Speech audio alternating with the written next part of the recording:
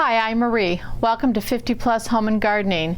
Today we're going to work on our forest bulbs. We went to the grocery store and we got a bunch of bulbs and they were really pretty. We may have used them for Easter. We may have used them just on the table as something pretty. We are anxious to have something pretty to look at. So what are we going to do with those after they have bloomed? Well, I'm going to show you what to do with them. And we don't have to throw them away. We can get a second use out of them. And you can put them in your garden. So that's what we're going to do today. We are going to, as soon as you can dig, you can put them in the ground. Or if you have a basement or a garage, you can stick them in there until you can work the ground. But we can have many years with those garden plants. Here's something that's super beautiful to have in the wintertime. A lot of grocery stores will have plants for you to buy.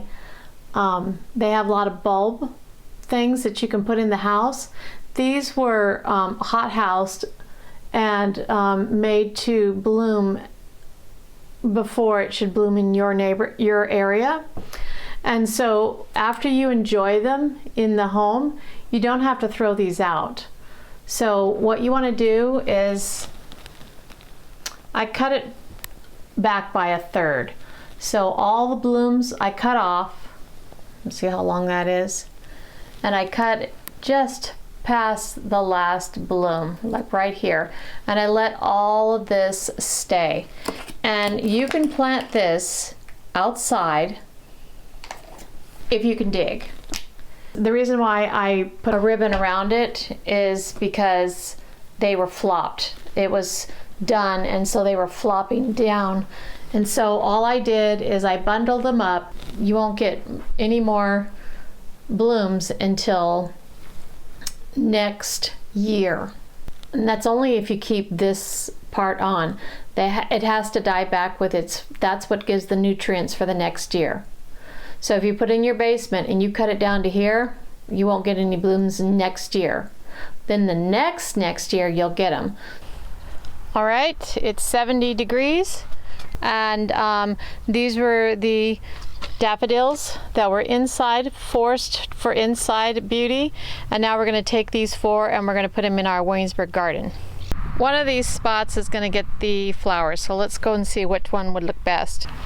These four in the hub have the daffodils that we planted earlier, so I don't want them here.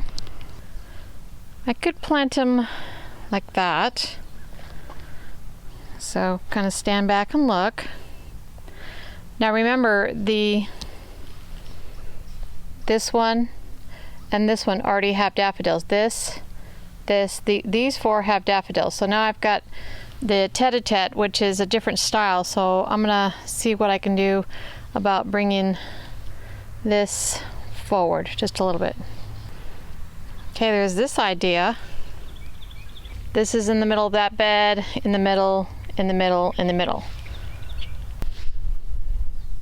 Okay, these four now are placed in the same garden, in the same bed. So I'm skipping the middle, and this one, this doesn't have anything in it, this doesn't have anything. These four would have King Alfred, and then these would have tete-a-tete. They're really baby, so this is the main walkway to enter in, and kind of like that. If I want some more tete-a-tete, I may just go here, here, and then maybe in the corner. I actually like this design. If I want to get more tete-a-tete, I can actually add one right in this corner. So I'd have a try of the tete-a-tete, and they're very small. And then as you go in, you've got the King Alfred, and they're larger, and then maybe a different color here in the center. Maybe pink or white. That would be pretty. So let's start digging. All right, I've dug all the holes. Looking good. It's a little bit deeper than the pot itself, just because they got to go through a winter and they're not going to bloom until next year because they were forced for inside. But it's 70 degrees, it's so nice. So I thought I'd get them out right now. It's going to rain this week, so they'll settle in.